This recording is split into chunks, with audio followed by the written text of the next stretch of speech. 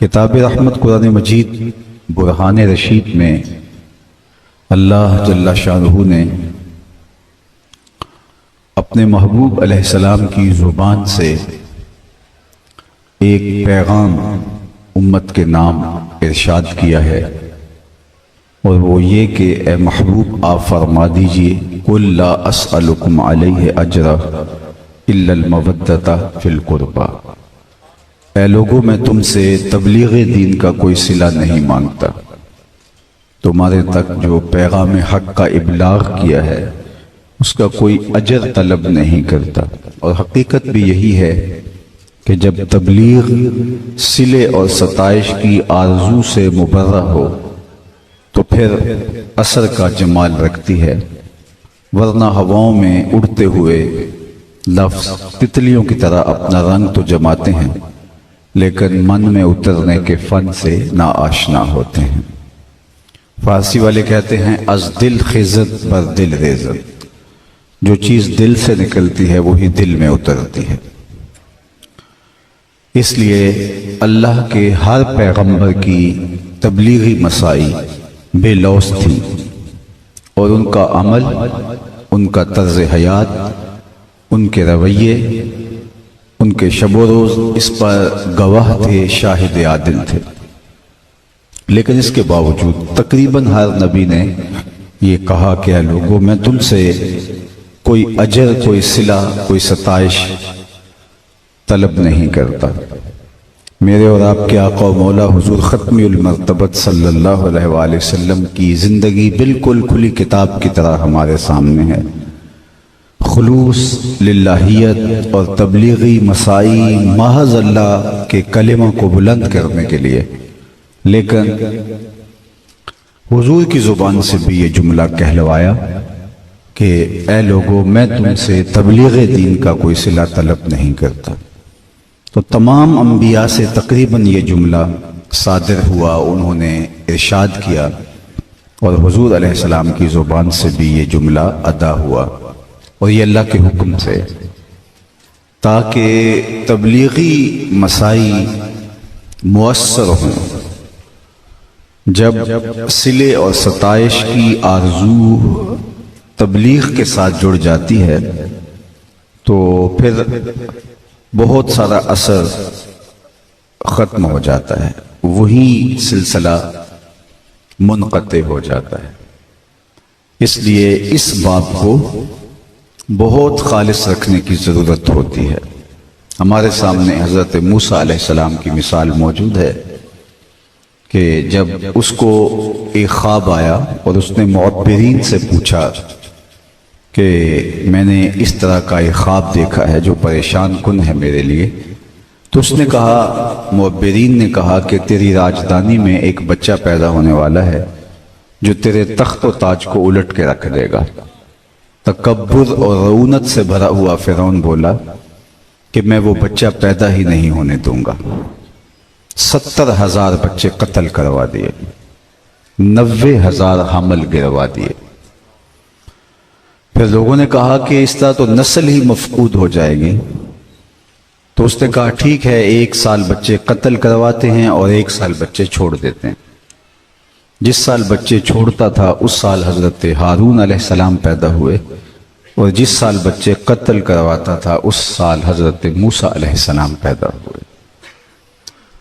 موسیٰ جن کا نام یوحانس بتایا جاتا ہے، وہ سخت پریشان ہو گئیں کہ فرعون کے سپاہیوں کو خبر ہو جاتی ہے، اس کے ذرائع ایسے ہیں، تو یہ تو میری گود سے میرا بچہ چھین لیں گے اور کاٹ دیں گے۔ تو ماں کی ممتا تڑپ اٹھی، تو اللہ نے موسیٰ کی طرف وحی کی کہ پریشان ہونے کی ضرورت نہیں، ایک صندوق میں اپنے بچے کو ڈال کے دریا کی موجوں کے سپرد کر دو، پھر میری قدرت کے تماشے دیکھو۔ قرآن مجید میں یہ واقعہ تفصیل کے ساتھ موجود ہے کہ انہوں نے ایک صندوق تیار کیا، مفسرین نے اس کی تفصیلات بیان کی کہ بالائی حصے میں سوراخ رکھے اور حضرت موسیٰ علیہ السلام کو صندوق میں بٹھایا اور دریائے نیل کی موجوں کے سپرد کر کے ماں واپس پلٹ آئیں، لیکن بہن سے نہ رہا گیا، وہ دریا کنارے ساتھ ساتھ چلتی رہیں۔ جب پانی کی موجوں میں وہ صندوق ڈوبنے لگتا تو بہن کا دل بھی ڈوب جاتا، اور جب وہ تیر کے سطح آب پہ آ جاتا تو بہن کے دل کو قرار ملتا۔ خدا کا کرنا کہ پانی کا بہاؤ صندوق کو ادھر لے گیا جدھر فرعون کا محل تھا۔ شام کا وقت تھا اور یہ اپنی زوجہ کے ساتھ بیٹھ کے گزرتے ہوئے پانی کے منظر سے لطف اندوز ہو رہا تھا۔ اولاد نہیں تھی، دل بہلا رہے تھے کہ اچانک پانی کے دوش پہ صندوق آتے دیکھا تو دل میں تجسس اور شوق کی چنگاریاں روشن ہوئیں، اور غوطہ خوروں کو حکم دیا کہ نکال کے لاؤ، دیکھیں اس میں کیا ہے، یہ کوئی الگ سی چیز ہے جو پانی کے بہاؤ پہ جا رہی ہے۔ تو وہ نکال کے لائے اور پھر صندوق کو کھولا تو دیکھا ایک خوبصورت بچہ مسکرا رہا ہے۔ تو زوجہ فرعون نے کہا یہ تو میری آنکھوں کی ٹھنڈک ہے اور اس کو ہم اپنا بیٹا بنا لیتے ہیں۔ نبی کے ساتھ کیا گیا پیار رائے گا نہیں جاتا۔ علماء نے لکھا کہ اللہ نے اس خاتون کو، اور آپ بھی جانتے ہیں کہ جو ایمان عطا کیا وہ حضرت موسیٰ کے ساتھ کیے گئے اور کہے گئے پیار کے اس جملے کا نتیجہ تھا۔ خیر فرعون بھی پاس کھڑا تھا، اس کو توفیق نہ ہوئی یہ جملہ کہتا، اور اگر وہ بھی کہہ دیتا ہاں میری آنکھوں کی بھی ٹھنڈک ہے، رب یہ نہ دیکھتا اس نے دعویٰ کیا کیا ہے، یہ دیکھتا میرے رسول سے پیار کیا ہے، اللہ اسے بھی ہدایت دے دے۔ خیر اس کا مقصوم نہیں تھا، لیکن یہ طے کر لیا کہ ہم بے اولاد ہیں تو ہم اس کو اپنا بیٹا بنا لیتے ہیں۔ سب سے پہلی فکر دودھ کی ہوئی تو شاہی دائیاں حاضر ہوئیں، لیکن حضرت موسیٰ علیہ السلام کسی خاتون کا دودھ نہیں پیتے۔ اللہ فرماتا ہے ہم نے ان پر حرام کر دیا تھا، وہ اپنی ماں کے علاوہ کسی اور کا دودھ نہیں پیئیں گے، ان کو روک دیا گیا تھا۔ اب پریشانی بن گئی کہ بچہ دودھ نہیں پیتا۔ اتنے میں حضرت موسیٰ علیہ السلام کی ہمشیرہ چلتے چلتے دریا کنارے موقع پہ آ پہنچی اور کہا کہ ایک دائی میری نظر میں بھی ہے جس کا دودھ بچے رغبت سے پی لیتے، اگر کہو تو بلا لاؤں۔ انہوں نے کہا دیر کا ہے کہ وہ گئیں اور اپنی ماں کو ہی بلا لائیں۔ انہوں نے دودھ پیش کیا تو حضرت موسیٰ علیہ السلام نے پی لیا۔ اللہ اکبر۔ فرعون کہتا تھا کہ میں وہ بچہ پیدا نہیں ہونے دوں گا۔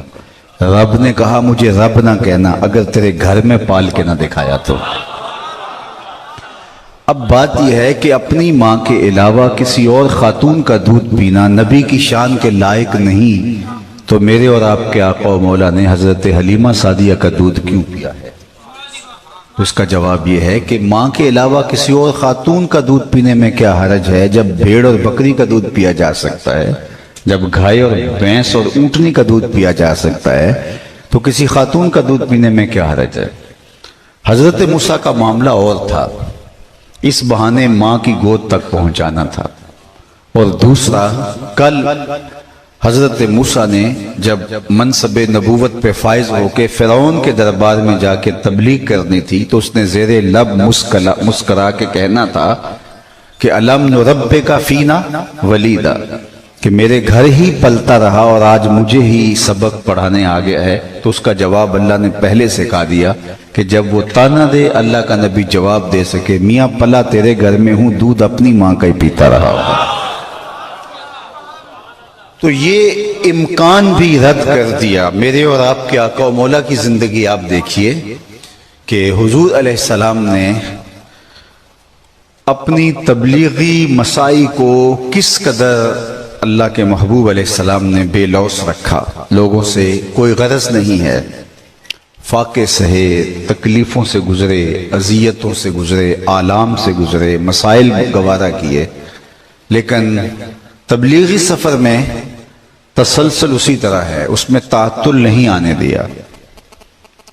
جتنے مشکل اور کٹھن حالات میں حضور علیہ السلام نے تبلیغ کی ہے، ذرا اس کا تصور کیجئے، مکے کی گلیوں سے لے کے طائف کے بازاروں تک، پھر بدر، احد، حنین، لوگوں کے تلخ رویے، عقبہ بن ابی معیط کا رویہ، اپنے رشتہ داروں کے رویے، کوہ صفا پہ جو کچھ ہوا، تو یہ کتنی دردناک کہانی ہے۔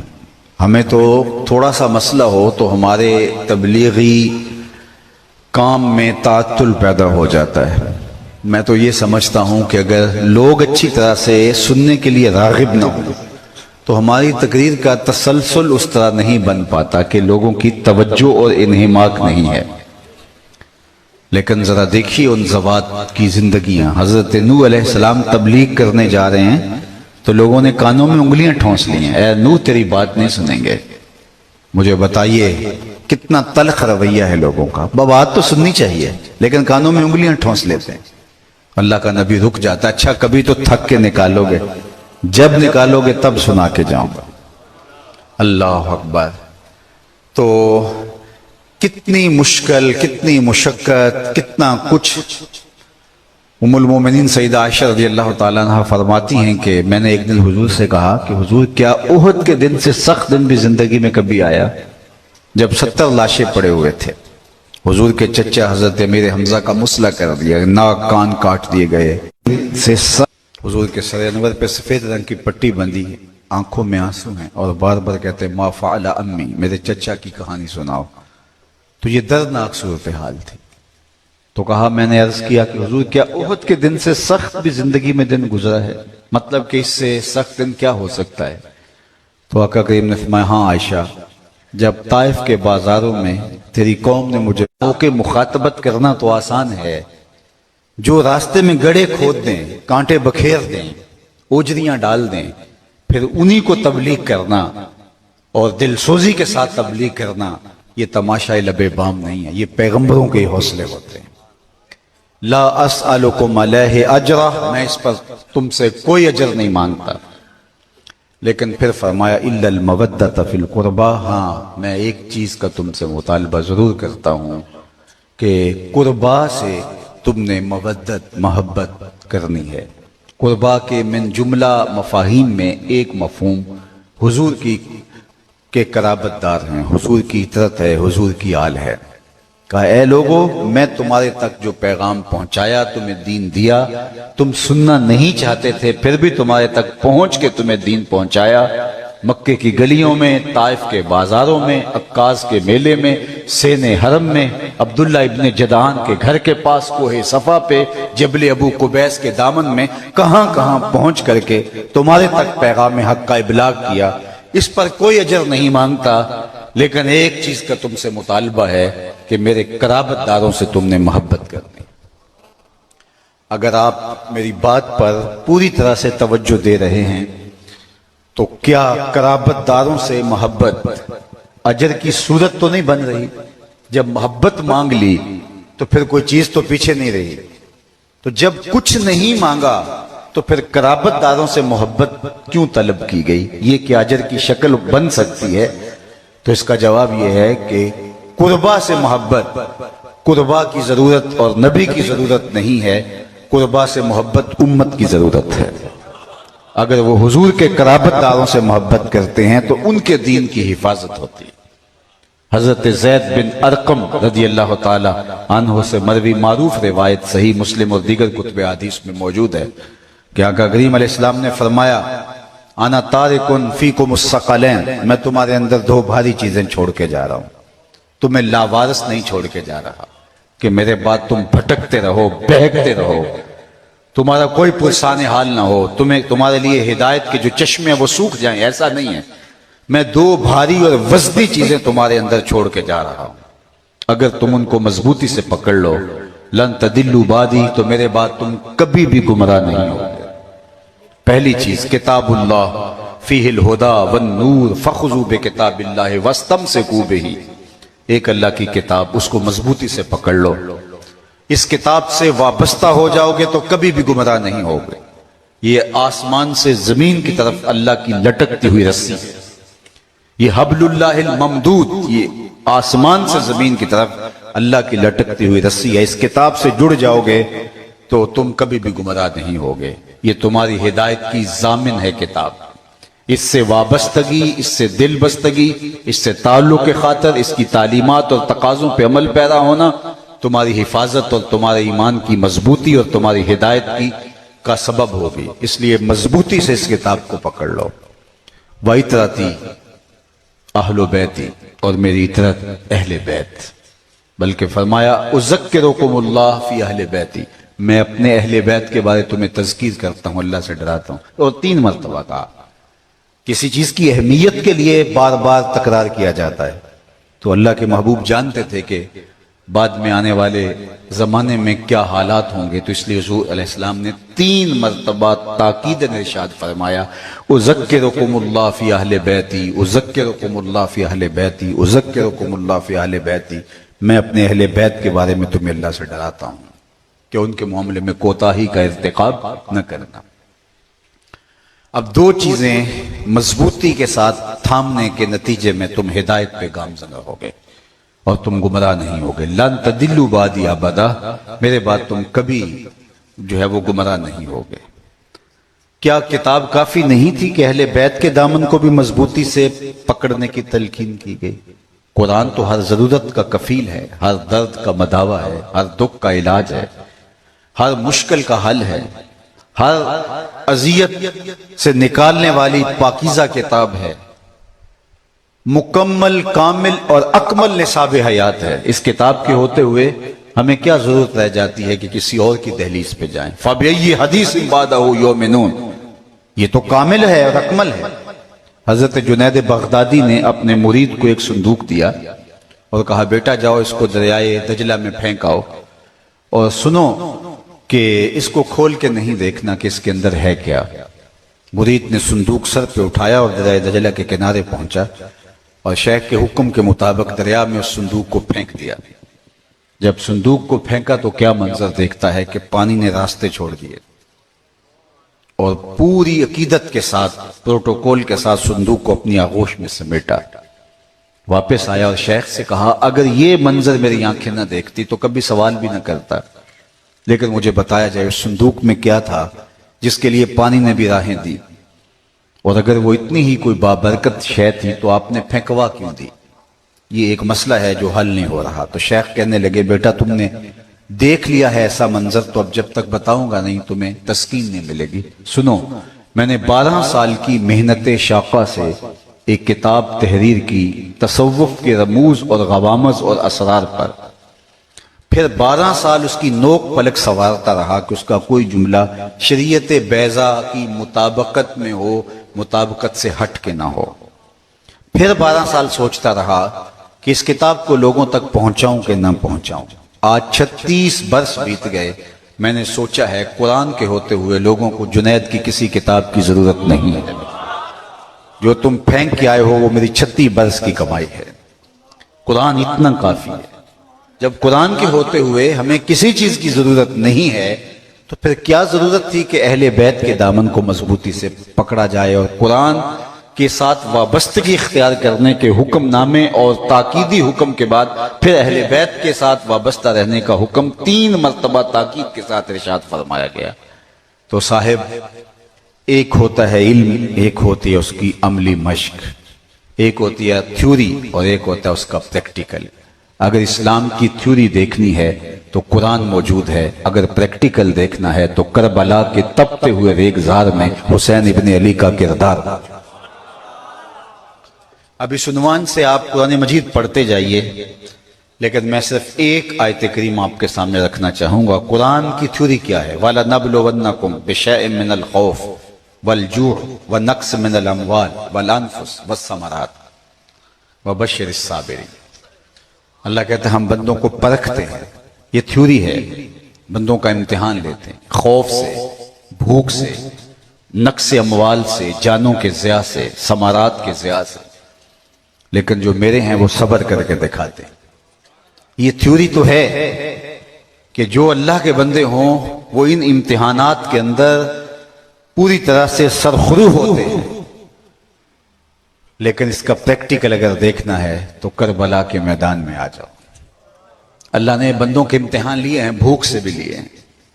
حضرت امام فخر الدین رازی نے تفسیر کبیر میں لکھا ہے کہ مکے سے لے کر طائف تک 70 ایسے نبیوں کی قبریں ہیں جن کی وفات صرف بھوک کی وجہ سے ہوئی ہے۔ راہ خدا کے اندر انہوں نے اپنی جانیں دیں، چلتے چلتے راستے میں لوگوں نے بھوک کے امتحان دیے، لوگوں نے ثمرات کے امتحان دیے۔ غالباً ثعلبی نے لکھا ہے کہ اولاد جو ہے وہ ثمرہ ہے زندگی کا، لہذا جو ہے وہ غالباً ماوردی نے لکھا، تو یہ ثمرہ ہے زندگی کا، تو لوگوں نے اپنے ہاتھوں سے اپنے بیٹوں کو لحدوں میں اتارا ہے اور صبر کا دامن ٹوٹنے نہیں دیا۔ تاریخ میں یہ اوراق بھی موجود ہے۔ اسی طرح اموال کا ضیاع، جانوں کا ضیاع، بھوک کا سہنا، خوف، لیکن میں نے تاریخ پڑھی تو یہ امتحان لوگوں پر آئے ہیں، لیکن کبھی بھوک کا امتحان آیا کسی پر، خوف کا امتحان آیا کسی کا ثمرہ لٹا، یا اگر کسی نے زیادہ امتحان بھی دیے تو وقفے سے امتحان دیے۔ ہم بھی امتحان دیتے ہیں، ڈیٹ شیٹ بنتی ہے تو مشکل پیپر سے پہلے چھٹی رکھی جاتی ہے تاکہ ایک ہی کمرہ امتحان میں سارے پیپر تھوڑے لیے جاتے ہیں، لیکن تاریخ کا یہ انوکھا امتحان تھا کہ سارے امتحان ایک ہی کمرہ امتحان میں، اور پھر پاس مارک 33% نہیں کہا، نمبر بھی 100% لینے ہیں۔ اور زمانے نے دیکھا کہ بھوک کا امتحان بھی، خوف کا امتحان بھی، ثمرہ قلب کا امتحان بھی، جانوں کے ضیاع کا امتحان بھی، سارے امتحان ایک ہی کربلا کے کمرہ امتحان میں تھے۔ اور حسین ابن علی کو دیکھتے ہیں کہ انہوں نے 33 نمبر لے کر کے پاس نہیں ہوئے، 100% نمبر لے کر امتحان میں کامیابی حاصل۔ اگر وہ تھیوری ہے تو یہ پریکٹیکل ہمیں یہاں نظر آتا ہے۔ جس بھی رنگ اور جس بھی روپ کے اندر دیکھ لو، صبر کا امتحان، فرمایا جو صبر کرتے ہیں۔ اب صبر کیا ہے؟ جزا فضا نہ کرنا صبر کی یہ شکل ہے۔ اور دیکھیے حضرت امام حسین رضی اللہ تعالیٰ عنہ کی استقامت، صبر کی من جملہ تعریفات میں سے کہیں میں نے ایک تعریف یہ بھی پڑھی کہ انسان کے معمولات عبادت قضا نہ ہوں تو وہ صابر کہلاتا ہے۔ جوان بیٹے کی میت ہو گئی لیکن صف اول میں نماز پڑھنے کا عادی تھا باپ، اب جب اذان ہوئی تو ہم نے اس کو پہلی صف میں بیٹھا ہوا دیکھا، تو اس کا مطلب ہے کہ یہ صابر ہے، کہ اس کے معمولات عبادت قضا نہیں ہوئے۔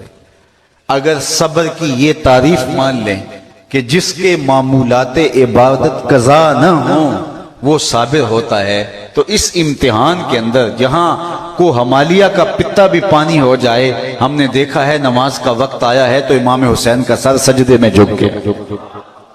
اور آپ جانتے ہیں دست قاتل نے سر حسین اس وقت کاٹا جب سجدے میں جھکا ہوا تھا۔ اللہ اکبر! دنیا کو بتایا کہ یہ سر کٹ تو سکتا ہے لیکن باطل کے آگے جھک نہیں سکتا۔ میں نے 10 محرم کو کہا تھا اور بارہا میں نے مختلف جگہوں پہ کہا ہے کہ لوگ جو ہے وہ سر بچانے کے لیے ہاتھ دے دیتے ہیں، امام حسین نے ہاتھ بچانے کے لیے سر دے دیے۔ لوگ ظلم کے ہاتھ میں، جابر کے ہاتھ میں ہاتھ دے دیتے ہیں کہ جان بچا لیں۔ آج تو لوگ مال بچانے کے لیے، آج تو لوگ اپنی ساکھ بچانے کے لیے، آج تو لوگ کسی مشکل وقت سے بچنے کے لیے جو ہے وہ اپنا سب کچھ، اپنا نظریہ بیچ دیتے ہیں، اس کا جو بھی نظریہ ہے جس پہ بھی جمع ہے بیچ دیتے ہیں۔ لیکن ہم نے دیکھا کہ امام حسین رضی اللہ تعالی عنہ نے ہاتھ بچانے کے لیے سر کٹوا دیا، اور تاریخ ہمیں بتاتی ہے کہ آپ کے لاشے کو گھوڑوں کے پاؤں تلے، سموں تلے رون دیا گیا، اور تاریخ کربلا میں آپ کے سر چلے ہیں، اور پھر کوفے سے قادسیہ اور قادسیہ سے دمشق کے جو ہے وہ دربار تک پہنچے ہیں، اور پھر یزید نے جس طرح وہ چھڑی آپ کے ہونٹوں پہ مار کر کے جو ہے وہ اپنے خبث باطن کا اظہار کیا، جس پر صحابی رسول کہنے لگے ارفع ھذا القدیب عن ھاتین الشفتین، ان ہونٹوں سے چھڑی ہٹا لے، میں نے بارہا ان ہونٹوں کو حضور کو چومتے ہوئے دیکھا ہے۔ حضرت عبداللہ ابن عفیف نے کہا اللہ اکبر، تو اگر حضرت امام حسین کا ہاتھ بھی کٹا ہوا ساتھ لے جاتے تو یزید کٹے ہوئے ہاتھ کو اپنے ہاتھ میں دے کے کہتا کہ حسین تو نے زندگی میں اپنا ہاتھ تو میرے ہاتھ میں نہیں دیا، اب تو تیرا ہاتھ میرے ہاتھ میں ہے۔ لیکن گھوڑوں کے پاؤں تلے ہاتھ روندا گیا، لیکن یزید کے ہاتھ میں امام حسین کا ہاتھ نہیں آیا۔ یہ ہے سرخروئی، یہ ہے کامیابی۔ وہ اگر تھیوری ہے تو یہ اس کا پریکٹیکل ہے۔ کائنات نے یہ رنگ، یہ آہنگ اور یہ شکوہ اور یہ جمال اور یہ کیفیت اور یہ جلال نہیں دیکھا ہوگا جو کربلا کے تپتے ہوئے ریگزار میں دیکھا گیا ہے۔ تو حضرت امام حسین رضی اللہ تعالی عنہ اس تھیوری کا پریکٹیکل ہیں۔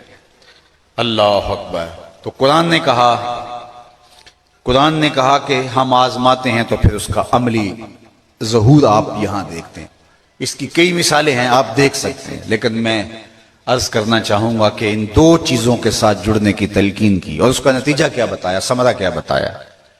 نتیجہ یہ ہے کہ اگر تم ان دونوں کو مضبوطی سے تھام لوگے، لن تضلوا بعدی، میرے بعد پھر تم گمراہ نہیں ہوگے۔ میرے حضور نے تو ضمانت دی تھی کہ میرے بعد تم گمراہ نہیں ہوگے اگر تم ان دو چیزوں کو تھامے رکھو گے۔ اور ہم 72-73 گروہوں میں بٹ گئے۔ حضور نے تو ضمانت دی تھی کہ تم گمراہ نہیں ہوگے، لن تضلوا، حرف ناصب مضارع پہ داخل ہوتا ہے تو مستقبل کی ابدی نفی کرتا ہے، ہو ہی نہیں سکتا کہ تم گمراہ ہو۔ اور ہم 73 گروہوں میں بٹ گئے۔ حضور نے ضمانت دی تھی، لیکن حضور نے شرط پہ دی تھی، اگر ان دونوں کے دامن کو مضبوطی سے تھامو رکھو گے تو گمراہ نہیں ہوگے۔ گمراہی اس لیے ہوئی، کسی نے اہل بیت کا دامن چھوڑ دیا، کسی نے قرآن کا دامن چھوڑ دیا۔ کسی نے قرآن ہاتھ میں لے کے کہا کہ قرآن قرآن، اور اہل بیت کا نام بھی اس کی طبیعت پہ شاک گزرا، اور کسی نے اہل بیت کے نام کی دہائی دی اور قرآن کے اندر تشکیک پائی، نتیجہ وہ بھی گمراہ ہوئے۔ تمہیں مبارک ہو، تم ایک ہاتھ میں قرآن رکھتے ہو اور ایک ہاتھ میں اہل بیت نبوت کا دامن رکھتے ہو۔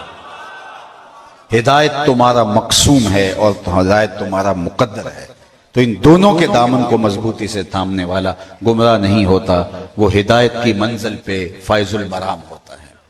تو ہم نے اہل بیت کے دامن کو مضبوطی سے تھامنا ہے اور قرآن کے دامن کو مضبوطی سے تھامنا ہے۔ اہل بیت کے دامن کو تھامنے کا یہ مفہوم بھی قطعاً نہیں ہے کہ رسول کریم صلی اللہ علیہ وآلہ وسلم کے اس اصحاب کے لیے دلوں میں بغض پلنے لگے اور یہ اہل بیت کی محبت کا لازمہ بن جائے۔ نہیں، ایسا نہیں ہے۔ ہم حضور کے اصحاب سے بھی پیار کرتے ہیں اور حضور کی اطرت سے بھی پیار کرتے ہیں۔ اللہ کے محبوب علیہ السلام نے ہمارے لیے یہ ہدایت کے معیارات مقرر کیے ہیں۔ اصحابی کالنجوم فبأیہم اقتدیتم اہتدیتم، میرے اصحاب ستاروں کی مانند ہے، تم جس کے پیچھے چلو گے منزل مراد تک پہنچ جاؤ گے۔ اور دوسری جانب فرمایا کہ میرے اہل بیت کی مثال حضرت نوح علیہ السلام کی کشتی کی ہے، من راکبہ فیہا نجا ومن تخلف عنہا ہلاکا، جو پیچھے رہ گیا وہ ہلاک ہو جائے گا، جو اس محبت کی کشتی پہ سوار ہو گیا وہ کامیاب اور بامراد ہوگا۔ ساحل مراد تک پہنچنے کے لیے کشتی پر سوار ہونا پڑے گا اور ستاروں پہ نگاہیں جمانا پڑیں گی، اور جو ستاروں کو چھوڑتا ہے اس کے بازو شل ہو جائیں گے، کتنی دیر تک وہ تیر سکتا ہے۔ اور جو کشتی کو جو ہے وہ کشتی کو چھوڑتا اس کے بازو شل ہو جائیں گے، وہ تو تیر نہیں سکتا، کسی منجھدار میں ڈوب جائے گا۔ اور جو کشتی پہ تو بیٹھ جاتا ہے، ستاروں سے نظر ہٹا لیتا ہے تو وہاں گردشوں میں گھومتا رہے گا، ساحل مراد اس کا مقدر نہیں ہوگا۔ اس لیے ہمیں اہل بیت کے دامن کو بھی اور اصحاب پیمبر کے دامن کو بھی، قرآن کے دامن کو بھی اور اہل بیت رسول کے دامن کو بھی پوری مضبوطی کے ساتھ تھامنا ہوگا۔ ان کی آپس میں منافات نہیں ہے۔ آج جو کلچر، تہذیب ہمارے ہاں شروع ہو گیا ہے، ماضی میں تو یہ نہیں تھا۔ اگر میں اصحاب رسول کا نام لیں تو کچھ لوگ چیز بجبی ہو جائیں، اور اگر میں اطرت پیمبر کا ذکر کروں تو طبیعتوں کے اندر جو ہے وہ گھٹن پیدا ہونے لگ جائے اور ایک عجیب کیفیت ہو جائے۔ تو ماضی میں ہماری تاریخ نہیں تھی۔ تو کہ نشہ ناسی خفی راز جلی ہوشیار باش، اے گرفتار ابو بکر و علی ہوشیار باش۔ اقبال نے کہا تھا کہ تو خفی اور جلی کو نہیں جانتا، اور اے گرفتار ابو بکر و علی ہوشیار باش، یہ تیرے ساتھ ایک چال چلی گئی ہے اور تجھے تقسیم در تقسیم کے عمل سے گزارا جا رہا ہے۔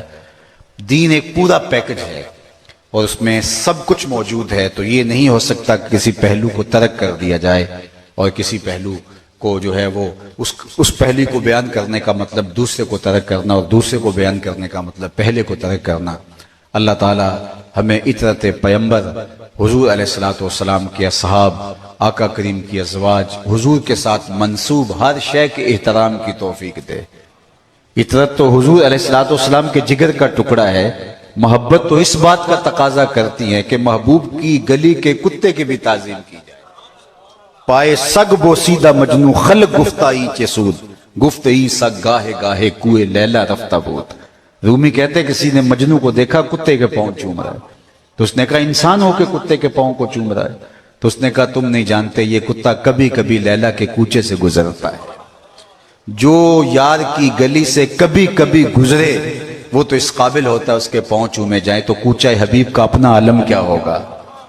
جو کوچہ حبیب سے کبھی کبھی گزرے، عارضی نسبت ہو، اس کے تو پاؤں چومے جائیں، اور جو حضور علیہ السلام کے کندھوں پہ کھیلنے والا حسین ہے اس کی عظمتوں کا عالم کیا ہوگا، ان کی رفتوں کا عالم کیا ہوگا، جن کو حضور نے جگر کا ٹکڑا قرار دیا ہے ان کی عظمتوں کا عالم کیا ہوگا۔ تو اللہ جل شانہ ہمیں ہدایت کی راہوں پہ گامزن رکھے اور اپنی پناہوں کا حصار دے۔ اور میں آخر میں دعا گو ہوں آج ان بزرگوں کے لیے جن کے لیے آج دعا کے لیے آپ جمع ہوئے ہیں۔ ماں باپ کے حق ان کے مرنے کے بعد ختم نہیں ہو جاتے، بلکہ ایک حدیث میں آتا ہے 4 حق ایسے ہیں جو اولاد کے ذمے مرنے کے بعد بھی باقی رہتے ہیں۔ ان میں سب سے پہلا حق جو ہے الصلاۃ علیہما، ان پر جنازہ پڑھنا ہے۔ یہ ماں باپ کا پہلا حق ہے جو اولاد کے ذمے انتقال کے بعد واجب الادا ہوتا ہے، اور خوش نصیب ہیں وہ والدین جو اپنی اولاد، جن کی اولاد ان کا جنازہ پڑھنے کی صلاحیت رکھتی ہے، ورنہ کتنے لوگ ہیں جو اپنے ماں باپ کا جنازہ بھی نہیں پڑھ پاتے۔ میں کتنے لوگوں کو جانتا ہوں جنہوں نے حقیقی ماں کا جنازہ نہیں پڑھا، اپنے حقیقی باپ کا جنازہ نہیں پڑھا۔ آپ کہیں گے بیرون ملک ہوں گے، نہیں، موجود تھے، قبرستان میں بھی گئے لیکن کھڑے رہے، جنازہ نہیں پڑھا۔ ایسے لوگوں کو آپ بھی جانتے ہیں، یہ وہ لوگ ہیں جنہیں جنازہ آتا نہیں ہوتا، اور وہ صف میں کھڑے رہتے ہیں اور جنازہ نہیں پڑھ پاتے اس لیے کہ آتا ہی نہیں ہے۔ اور مجھے بتاؤ کہ اس بیٹے سے بڑا بد نصیب کوئی ہو سکتا ہے جو اپنی حقیقی ماں کا جنازہ پڑھ نہ سکے، اپنے باپ کا جنازہ نہ پڑھ سکے؟ اور والدین کتنے محروم ہیں کہ ان کی اولاد ان کا جنازہ نہیں پڑھتی۔ جس خلوص کے ساتھ اولاد جنازہ پڑھ سکتی ہے کوئی اور پڑھ سکتا ہے، لیکن وہ کھڑے ہیں ہاتھ باندھے، کیونکہ جنازہ آتا ہی نہیں ہے۔ اس لیے یہ پہلا حق تھا ماں باپ کا جو انتقال کے بعد واجب الادا تھا لیکن ادا نہ کر پائے۔ اور وہ خوش قسمت ماں باپ کے جن کی اولاد خود جنازہ پڑھانے کی صلاحیت رکھتی ہے، کتنی اللہ نے ان کو سعادت عطا کی ہے۔ دوسرا حق ماں باپ کا انتقال کے بعد استغفار لہما، ان کے لیے بخشش کی دعا کرنا۔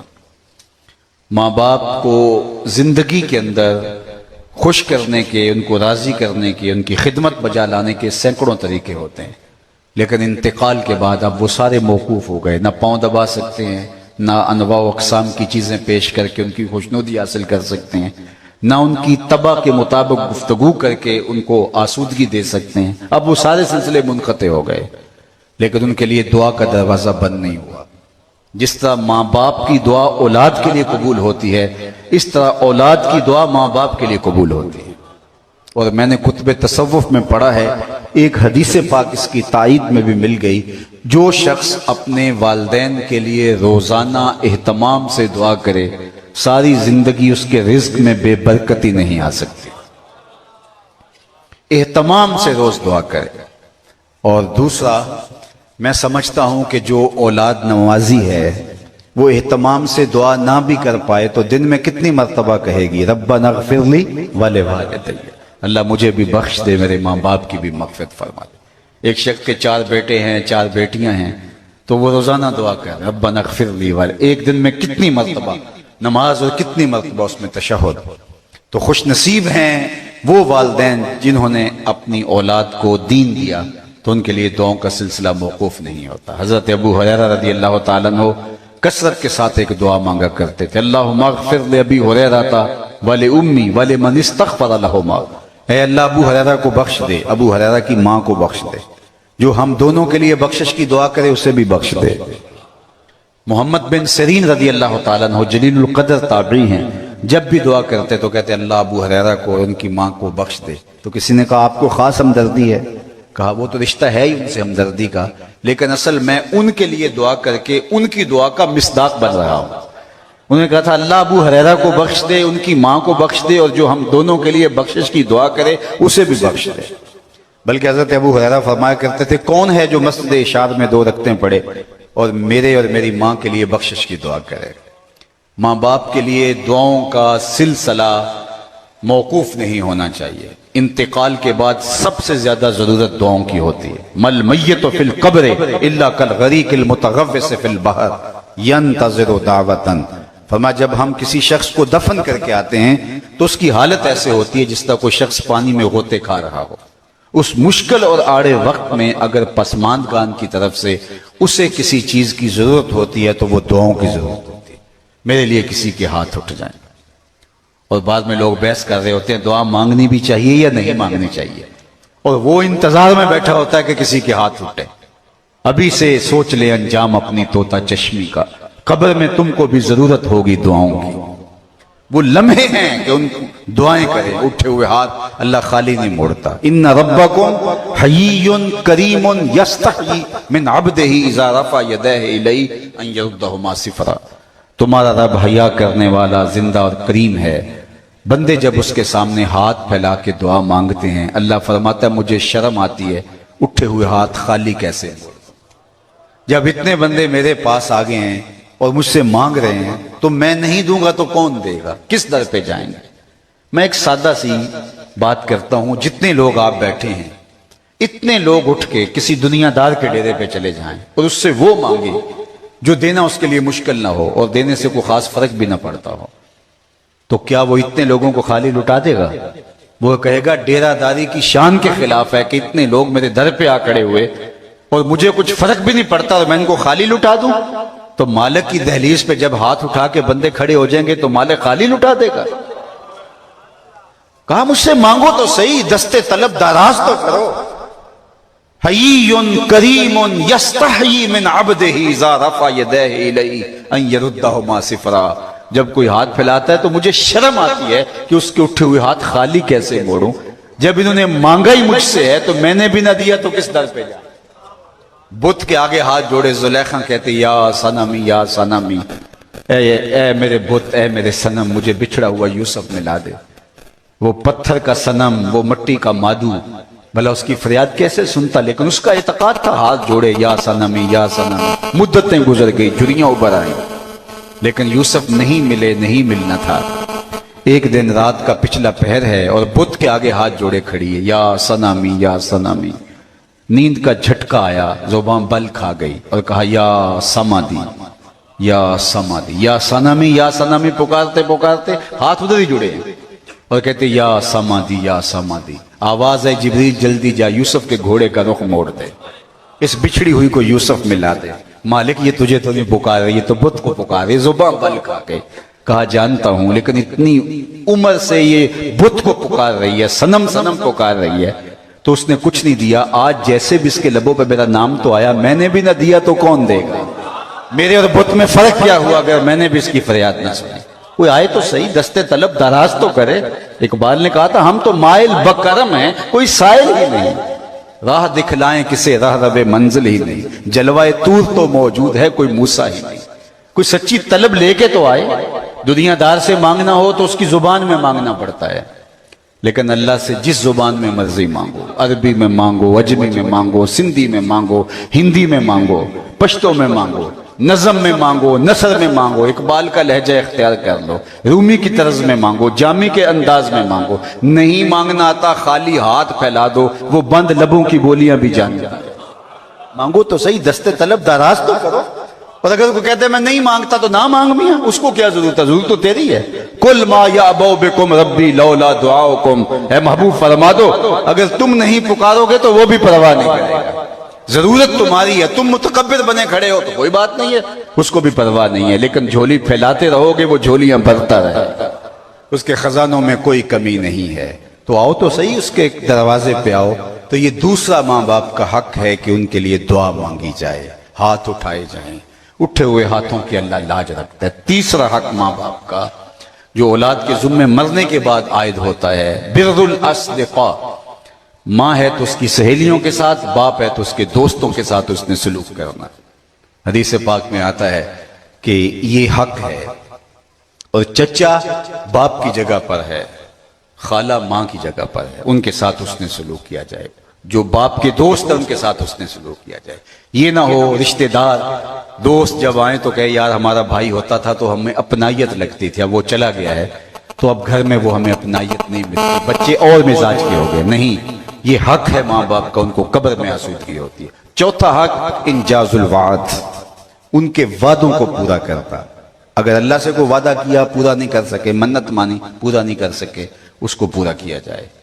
لوگوں سے وعدہ کوئی کیا تھا پورا نہیں کر سکے، چل بسے، تو وہ وعدہ پورا کیا جائے۔ علماء نے اس کے زمرے میں لکھا کہ ان کے معمولات خیر کو جاری رکھا جائے، یعنی وہ جو اچھے کام کرتے تھے، شروع کر گئے تھے، کسی غریب کی مدد کرتے تھے، مسجدوں کے نظم میں حصے دار تھے، مدارس کے نظم میں حصے دار تھے، کسی فلاحی تنظیم کی مدد میں وہ حصے دار تھے، جو اچھے کام وہ شروع، غریب رشتہ داروں کے ساتھ تعاون کا ان کا معاملہ تھا، تو جو ان کے معمولات خیر تھے، انجاز الوعد کے زمرے میں یہ آتا ہے کہ جو ہے وہ ان کو بھی جو ہے وہ جاری رکھا جائے۔ اللہ اکبر، یہ ہے ماں باپ کے حق۔ ویسے اعلیٰ حضرت عظیم البرکت امام اہل محبت امام الشاہ احمد رضا خان فاضل بریلوی نے باقاعدہ ایک رسالہ تحریر کیا جس میں مختلف احادیث کو جمع کر کے 12 حق بیان کی۔ اس حدیث میں تو 4 حق ہیں، انہیں مختلف حدیثیں جمع کی ہیں جس میں 12 حق بیان کیے ہیں جو ماں باپ کے اولاد کے ذمے مرنے کے بعد عائد ہوتے ہیں۔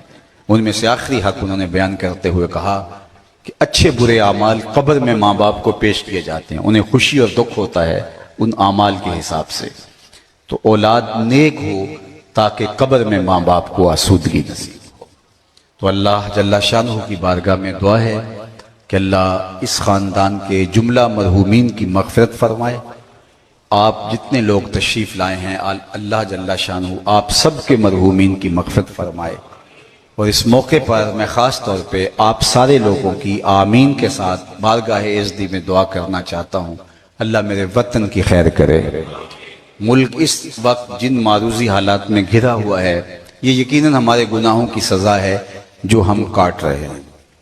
اعمالکم امالکم، ایک روایت میں آتا ہے تمہارے اعمال ہی تمہارے حکمران، جس طرح کہ ہم ہوں گے اس طرح کہ ہمارے اوپر حکمران مسلط کر دیے جائیں گے۔ کسی نے حجاج بن یوسف سے کہا کہ تو نے حضرت عمر کا دور حکومت دیکھا ہے تو ان جیسا عدل کیوں نہیں کرتا، یہ بہت ظالم شخص گزرا ہے۔ حضرت حسن بصری رضی اللہ تعالیٰ عنہ کہا کرتے تھے کہ پچھلی امت کے لوگ اپنے سارے ظالم لے آئیں اور ایک پلڑے میں رکھ دیں، پچھلی امتوں کے لوگ، اور دوسرے پلڑے میں ہم حجاج بن یوسف کو رکھ دیں تو یہ پلڑا پھر بھی بھاری ہوگا۔ 70,000 لوگ اس نے اپنے ہاتھ سے قتل کیے ہیں، 90,000 اس کے حکم سے کٹے ہیں، اتنا بڑا ظالم۔ تو کسی نے کہہ دیا، جرات کر لی، تو کہا تو نے حضرت عمر کا زمانہ دیکھا، ان جیسا انداز عدل کیوں نہیں اختیار کرتا؟ تو اس نے 2 لفظی جواب دیا تھا، سنیے۔ اس نے کہا تبازروا اتعمر لکم، تم ابو ذر بن جاؤ میں عمر بن جاتا ہوں۔ جب رعایا ابو ذر غفاری جیسی ہوتی ہے تو حکمران عمر جیسے ہوتے ہیں۔ اس لیے آج جو کچھ ہے یہ ہماری بدعمالیوں کی سزا ہے، اور جب تک ہم اللہ کے حضور اجتماعی توبہ نہیں کرتے اتنی دیر تک حالات نہیں بدل سکتے۔ تو آج ہم اپنے آپ کو بدلنے کے لیے تیار نہیں ہیں۔ جس کا جو بس چلتا ہے، کوئی چھوٹا ظالم ہے کوئی بڑا ظالم ہے، کوئی چھوٹا چور ہے کوئی بڑا چور ہے، جس سے جو ہوتا ہے وہ کر گزرتا ہے، اور اس طرح پھر یہ سلسلہ ہوتا رہے گا۔ اللہ تعالیٰ قرآن مجید میں ایک موقع پہ ارشاد فرمایا وہ اس بات پہ قادر ہے کہ تمہارے اوپر سے عذاب بھیجے، تمہارے نیچے سے عذاب بھیجے۔ علماء تفسیر نے اس پر گفتگو کی ہے۔ اوپر کا عذاب کیا ہے؟ آسمان سے پتھر برسنا، بے موسمی بارشوں کا ہونا۔ نیچے سے عذاب کیا ہے؟ زلزلے آنا، زمین بنجر ہو جائے اور فصل نہ دے۔ لیکن حضرت عبداللہ ابن عباس رضی اللہ تعالیٰ عنہ فرماتے نہیں، اوپر کا عذاب یہ ہے کہ تمہارے حکمران ظالم ہو، اور نیچے کا عذاب یہ ہے تمہاری اولادیں نافرمان۔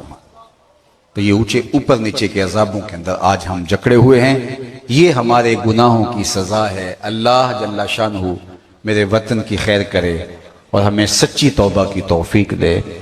آج ہم تقریر پسند ہیں، آج ہم گفتگو پسند ہیں، کانوں کے تلذذ کے لیے ہم سنتے ہیں اور گزر جاتے ہیں۔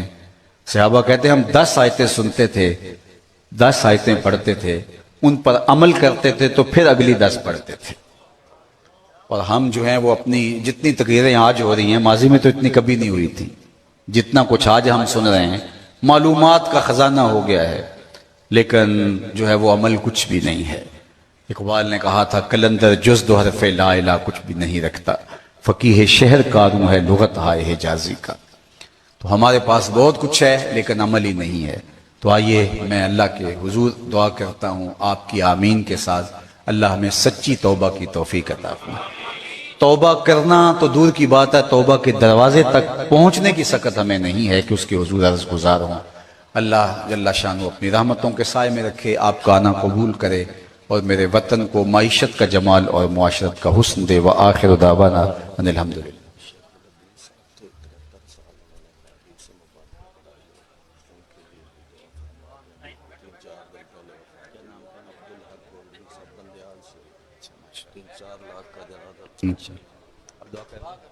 اللہم صلی علی سیدنا و مولانا محمد مادن الجود والکرم وآلہ وصحبہ وسلم۔ اللہ اٹھے ہوئے ہاتھ کبھی خالی نہ موڑے جائیں اور پھیلی ہوئی جولیاں رحمتوں سے بھر دی جائیں۔ جتنے لوگ آئے ہیں سب کو خیر عطا فرما۔ بالخصوص برہان فیملی کے لیے اللہ کی بارگاہ میں دعا ہے کہ اللہ ان کو اپنی پناہ عطا کر دے، بالخصوص جملہ مرحومین کی مغفرت فرما دے۔